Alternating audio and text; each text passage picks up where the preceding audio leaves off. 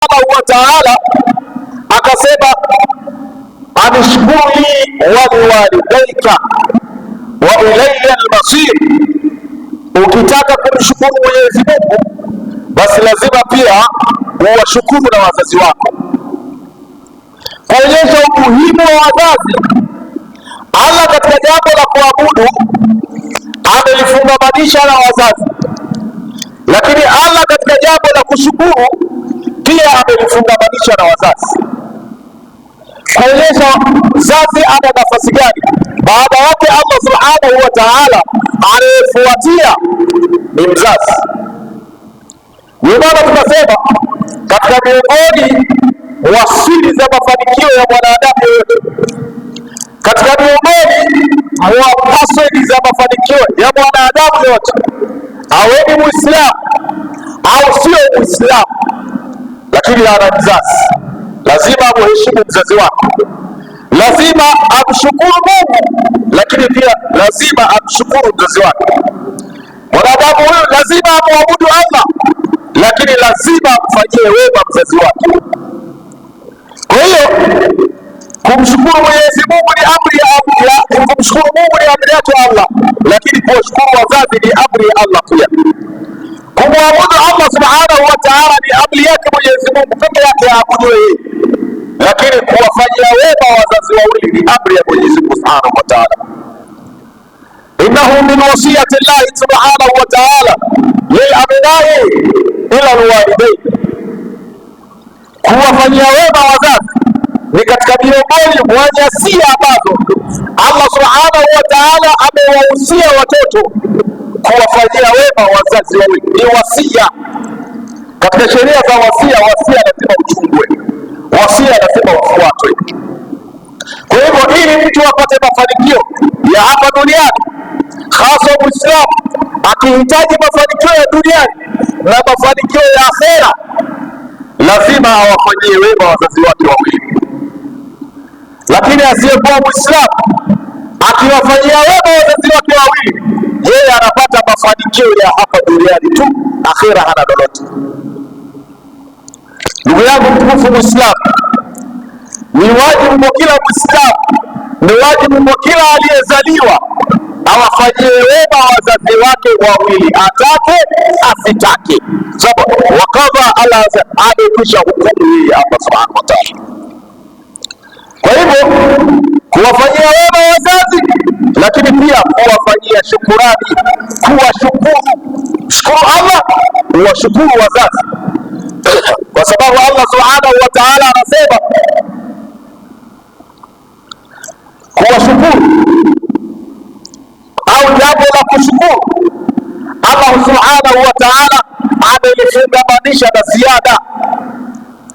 Wala in shakartum la azidannakum, mkinishukuru mimi. Tena Allah ametumia adatul qasam, ameapia kwa kutumia adatul qasam, anaapa Mwenyezi Mungu. Wala in shakartum, na mkinishukuru. Allah ana haja ya kuapa kwa waja wake, lakini ametumia wao qasam kwa kuonyesha umuhimu kwamba yeyote mwenye desturi ya kuwashukuru watu Allah anamzidishia. Ukimshukuru Mungu Allah anakuzidishia, ukiwashukuru watu wengine Allah anakuzidishia. Vipi ukimshukuru mzazi wako ambaye yeye ni musabibu wa wewe kuwepo hapa duniani? Inakuwa ni mbali aula, ni katika mlango wa bora kuliko milango mingine yote. Kwa hiyo ukitaka kuzidishiwa neema na Allah subhanahu wa ta'ala, ukitaka kuzidishiwa baraka na Allah subhanahu wa ta'ala, ukitaka kuzidishiwa kheri na Allah subhanahu wa ta'ala, mshukuru Allah na uwashukuru wazazi wako wawili. Wazazi wao kijibao, alafu leo unatafuta mafanikio. Ukiharibikiwa unaanza kutafuta mchawi. Inawezekana kuna baadhi ya watu wanawakosea wazazi wao kwa sababu ya wake zao au kwa sababu ya waume zao. Ndugu yangu mtukufu Muislamu, nisikilize vizuri hapa. Ikiwa una mafungamano na mtu ambaye hana maisha mazuri, hana mahusiano mazuri na wazazi wake, tarajia kufeli. Narudia tena, ikiwa wewe una mafungamano na mtu yoyote ambaye, mafungamano ya namna yoyote, ima ni mafungamano ya kibiashara au ni mafungamano ya kimahusiano, wewe na mke wako au wewe na jamaa zako au wewe na wafanyakazi wenzako mnashirikiana katika biashara, lakini mwenzako hana mafungamano mazuri na wazazi wake, usitarajie kufanikiwa, kwa sababu yule ana laana. Wewe unafanya miamala na watu wenye laana, unafanya kazi na watu ambao hawana radhi za wazazi wao, unatarajia utafanikiwa? Subutu. Wenzako huko alipotoka hana baraka za wazazi wake, ana laana, hashirikiani vizuri na wazazi wake, ana laana, alafu unatarajia maisha mazuri. Wewe mume au wewe mke ambaye unaishi na mke ambaye hana mahusiano mazuri na wazazi wake, mke wako hana mahusiano mazuri na wazazi wake, usitarajie mafanikio. Au wewe mke ambaye unaishi na mume ambaye hana mahusiano mazuri na wazazi wake, tarajieni kufeli tu katika maisha yenu, tarajieni kufeli tu. Wazazi hawaji hata kuwatembelea, wazazi hawaji hata kuwasalimia. Ikiwa mtu wa kawaida, mgeni tu wa kawaida akija nyumbani kwako, ukimhudumia akatembelea kwako, ukampa hata maji ya kunywa, akiondoka anaondoka na mabala yako, mtu wabaki mtu wa nje wa kawaida tu. Jeze basi mzazi wako akija nyumbani kwako akaja akashukuru akasema nimefurahi watoto wangu, naomba Mwenyezi Mungu awafanikishie, Mungu awabariki katika maisha yenu. Unaonaje? Kama hata rundo la mabaraka, wewe mara ya mwisho mzazi wako kuja nyumbani kwako akakaa na wewe wala wiki moja tu, lini? Zaidi ya wewe mzee, tulia huko bwana, tutakupa unachokihitaji, kama ni hela tutakutumia. Yesekana ana hamu ya kukuona tu, ana hamu ya kuwaona hata wajukuu zake tu. Bwana mmoja alikwenda kwa Saidina Umar bin Khattab radhiallahu anhu, akamwambia Saidina Umar, ya amira almu'minin, inna li ummat balagha minha alkibara. Ewe amiri almu'minin, mimi nina mzazi wangu, mimi ninaye mama yangu ambaye amefikiria umri mkubwa, wa annaha la taqdi hajataha illa wa dhahri laha baqiya. Mimi amiri almu'minin, mimi nina mzazi, nina mama yangu kikongwe, amefikia umri mkubwa, lakini mzazi wangu huyu hakidhi haja yake yoyote ile, haja yake yoyote akiwa anahitaji, zima mimi nimebeba mgongoni mwangu. Huyu anamwambia Umar bin Khattab, amiri al-mu'minin, anamshtakia amiri al-mu'minin, sahaba wa Mtume, anamwambia mimi na mzazi umri wake ni mkubwa, hapati shida yoyote isipokuwa nampeleka kwa mgongo wangu, nambeba, anakwenda kukidhi haja zake, shida zake zote, hata kama anataka kwenda uwani, nambeba mgongoni, nampeleka. Huyu bwana akamwambia amiri al-mu'minin Umar, fahal ataitu haqaha, je, mimi kwa kufanya hivyo nimetekeleza haki ya kumtekelezea mzazi wangu haki yake? Saidina Umar akamwambia la, hapana. Pamoja na kwamba unambeba mzazi wako, akitaka kwenda sokoni unambeba mgongoni, akitaka chooni unambeba mgongoni, akitaka kwenda sio wapi unambeba mgongoni, bado haujatekeleza haki yake. Akamwambia liannaha kanat tasnau bika dhalika wa hiya tatamanna baqaaka, mzazi wako wakati anakulea, anakubeba mgongoni, anakuhudumia, anakunyonyesha, pamoja na kwamba alikuwa anakukidhia haja zako, anakulea vizuri, lakini yeye alikuwa anatamani uendelee kuishi, anatamani uendelee kukua, anatamani uendelee kuwa na mafanikio. Lakini wewe wanta tafaluhu watatamanna firaqa, wewe unayafanya hayo, unambeba mzazi wako, unampeleka sokoni, unampeleka uwani, unampeleka sijui wapi, lakini bado na pamoja na hayo yote unayoyafanya, bado unatamani aondoke ili upate nafasi. Inawezekana ule mzazi wako yuko nyumbani anaugua, sawa, unamuunguza, unatoa gharama, lakini bado kwenye moyo wako ataondoka lini, atakufa lini? Bado wewe unatamani mzazi wako wakati anakulea wewe, hata kama umeshaondoka nyumbani, ana huko ulipo kwenye shughuli zako, kumwombea mazuri. Hakuna mzazi mwenye kumhusudu mtoto wake. Mzazi siku zote anamtakia mema mtoto wake, hata kama ni jambazi mtoto wake akiwepo polisi atapenda kumwekea dhamana kuchukuliwa kwake. Wewe mzazi wako unaweza kuwa unamhukulia, lakini unasema mzazi tena mbele anasema hili dingi sitakupa dingi nipumzike na hata ambazo ananiuzi ni kero ambaye niko nayo. Haumwambii usoni, lakini moyo wako unaongea. Ndugu zangu watukufu wa Uislamu, mafanikio ya mtu yoyote yapo katika kuwafanyia wema wazazi wawili, wapo hai au wamekufa. Tuombe Allah subhanahu wa ta'ala atujalie kuwafanyia wema wazazi wetu wawili. Tuombe Allah subhanahu wa ta'ala atujalie mwisho uliokuwa mwema sisi na watoto wetu. Allahu tabaraka wa ta'ala yaqulu bi qawlihi huwa janaha kulli, lazima mtu yeyote mwenye wazazi lazima au ni mpole kwa wazazi wake. Leo vijana sio wapole kwa wazazi wao. Unaweza ukakuta kijana anapoongea na mzazi wake, sauti ya kijana iko juu ya sauti ya mzazi wake. Kijana anafoka kumfokea mzazi wake, kijana anakoroma kumkoromea mzazi wake.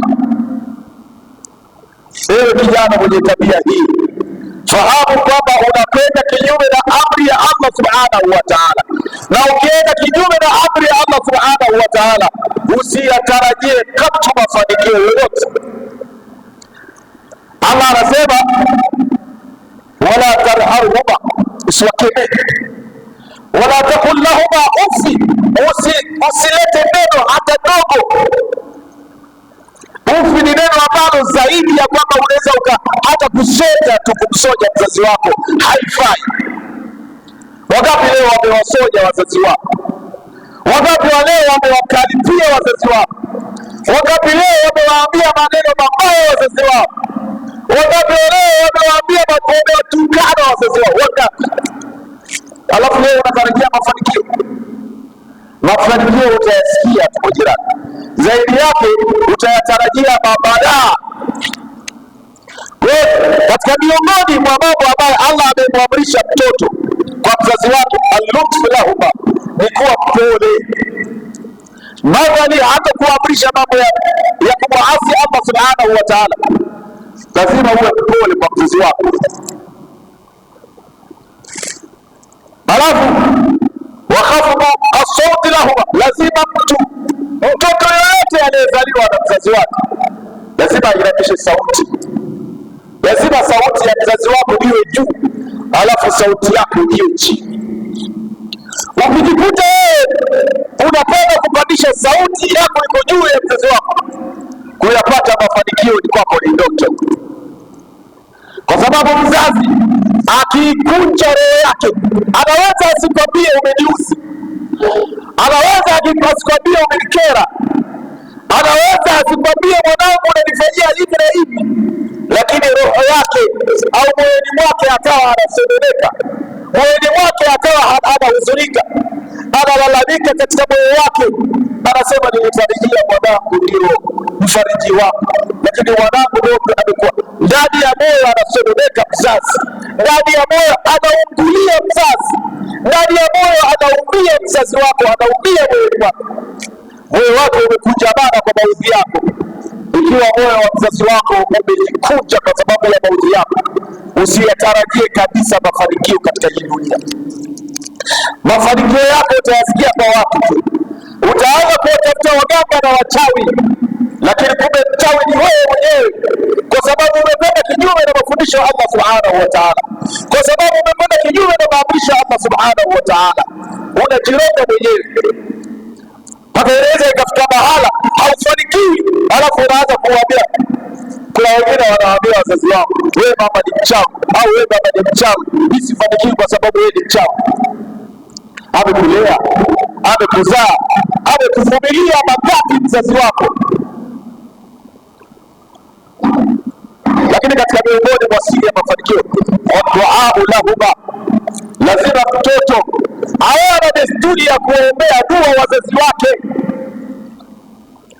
Haya inamalizia waqul rabbi irhamhuma kama rabbayani saghira. Lazima uwe na desturi ya kuwaombea dua wazazi wako. Lini ulikaa wewe ukawaombea dua wazazi wako? Lini? Zaidi ya wazazi wao ndio wanakuombea mema, lakini wewe unawaombea mabaya. Lini wewe ulikaa wako hai au wamekufa? Lini ulikaa? Kwa sababu haya ni mutlaq, imeachiliwa, haijasema wakifa ndio usiwaombee dua. Hapana, wazazi wanatakiwa waombee dua, haijadoma mayita, wako hai waombee dua, au wako akhera wametangulia mbele ya haki waombee dua. Allah subhanahu wa ta'ala anakuambia wewe, waqul rabbi irhamhuma kama rabbayani saghira. Umwambie Mwenyezi Mungu wahurumie wazazi wako, wako hai Mungu wahurumie wazazi wako, wamekufa Mungu wahurumie wazazi wako kama ambavyo walivyonilea mimi nikiwa mtoto mchanga. Lini wewe uliwaombea dua wazazi wako? Au sio? Kuna watu wengine anaomba dua wazazi wake wafe ili aweze kumiliki mali, aweze kurithi nyumba, aweze kurithi mashamba, aweze kurithi akaunti za benki. Wako watoto wa namna hii, anaomba dua wazazi wake wafe. Tena Mwenyezi Mungu utakufa lini wewe mzee wewe? Unatucheleweshea sisi kufanya starehe zetu. Wakati wewe mtoto unatakiwa ukithirishe sana kuombea dua. Allah anakutaka ukithirishe sana kuombea dua wazazi wako, kwa sababu kuombea sana dua wazazi wako ndio mafanikio yako Mungu ameyaweka hapo. Tena unafanya tashbihi, Mungu wahurumie basi, ama wahurumie basi wazazi wako kama ambavyo walivyonilea mimi nikiwa mdogo. Warahmatu lahuma, wahurumie wadarku nahri lahuma, na kuacha kuwakemea wazazi. Vijana wa leo wana desturi ya kuwakemea wazazi wao. Dalili ya huruma, dalili ya huruma ni kama wewe kama unawapenda wazazi wako, unawahurumia wazazi wako. Inawezekana utakuwa ukiamka hata asubuhi, unaweza ukaweka vocha ukapiga simu kama wako mbali na wewe, ukawajulia hali wazazi wako, vipi baba, mzee vipi, unaendeleaje huko kijijini huko, maendeleo yako yakoje? Afya yako inaendeleaje baba yako? Mimi nimepiga simu tu, nilikuwa nawajulia hali. Ila ni kijana wa leo mwenye kudhubutu hili, anayethubutu kuamka asubuhi akawaza kujua kabla sijaenda kwenye mahangaiko yangu, sijaenda kwenye shughuli zangu, anampigia simu mzazi wake, nilikuwa nakusalimia babako, nilikuwa nakusalimia babako. Ni nani anakumbuka kufanya hayo? Inawezekana unaishi mbali na wazazi wako wewe, inawezekana unaishi mbali na baba yako na baba yako wewe, una desturi ya kuwasalimia au mpaka wao wakutafute? Mpaka wao wazazi wako wakutafute? Tena wakikutafuta, mtu anaweza akatafuta na wazazi wake akapigiwa simu anaikata, anaona mistikoli za wazazi wake zinakuja nyingi, hajui wazazi wana shida gani, anakata. Wanasumbua, huyu anakuja kuomba hela. Yaani unamvania mzazi wako, unaikata simu yake mzazi wako, unaikata, sema huyu msumbufu. Inawezekana kweli uko katika shughuli zako, kuna mambo yamekubali, lakini baadaye ulikuta misimamo ya mzazi wako. Je, urudi kumtafuta mzazi wako? Kaambia baba yangu, nilikuwa na mambo fulani, nilikuta misimamo yako, lakini nafasi ilikuwa haitoshi, nimeona nikutafute, niambie ulikuwa na shida gani? Ni nani ambaye anafanya hivi? Miongoni mwetu ni nani ambaye anafanya haya? Zaidi wewe ukiona misimamo za marafiki zako, za jamaa zako, unawatafuta. Ukiona misimamo za watu wako, wanawake wako wa pembeni mahawara, unatafuta. Unaweza ukawa wewe unachati au unaongea na watu ambao sio wazazi wako, unaongea na mahawara zako usiku kucha, mpaka unaongea kata simu, lakini mzazi wako dakika 2, 3, 5 nyingi kuongea naye. Unatarajia mafanikio kweli? Utatarajia mafanikio haya katika dunia kweli? Utayapata mafanikio? Asili za mafanikio ya mtu yoyote aliyezaliwa ziko katika kuwafanyia wema wazazi wake, ziko katika kuwashukuru wazazi wako. Allah subhanahu wa ta'ala anasema anishukuru li wale walideka, unishukuru mimi na wazazi wako. Allah katika kushukuru, Allah kushukuru amefundamanisha na kuzidishiwa. Ukitaka uzidishiwe mafanikio wewe, ukitaka uzidishiwe neema wewe, ukitaka uzidishiwe baraka wewe, washukuru wazazi wako. Kuwashukuru sio labda lazima uwape chochote, hata kuwasalimia tulikurudisha shukurani. Leo watu hawapokei simu za wazazi wao. Leo watu hawaendi kuwatembelea wazazi wao huko vijijini kwao. Anaweza akafunga safari za mamilioni, mtu anakwenda kufanya rusa, anakwenda kuspendi, anakwenda nchi na nchi, kwenda bana, nakwenda Uturuki, sio nakwenda Dubai, nakwenda si wapi, napanda ndege, anakwenda kurelax, anakwenda hii likizo hii nitakwenda nchi fulani, anapiga maselfie. Hasemi likizo hii mimi na familia yangu nimefunga safari kwenda kuwatembelea wazazi wangu kijijini, hasemi hivyo. Lakini anakwambia likizo hii nimepanga, nimetenga bajeti ya shilingi milioni kadhaa, nitakwenda nchi fulani, nitakwenda kutembea nchi fulani, nitakwenda sehemu fulani. Hasemi likizo hii mimi na familia yangu na mke wangu nitakwenda kuwasalimia wazazi, likizo hii nitakwenda kukaa na wazazi wangu. Ndugu zangu watukufu wa Uislamu, mafanikio ya mtu yeyote yapo katika kuwafanyia wema wazazi wawili, wapo hai au wamekufa. Tuombe Allah subhanahu wa ta'ala tujalie kuwafanyia wema wazazi wetu wawili. Tuombe Allah subhanahu wa ta'ala tujalie mwisho uliokuwa mwema sisi na watoto wetu. Allahu tabaraka wa ta'ala yaqulu bi qawlihi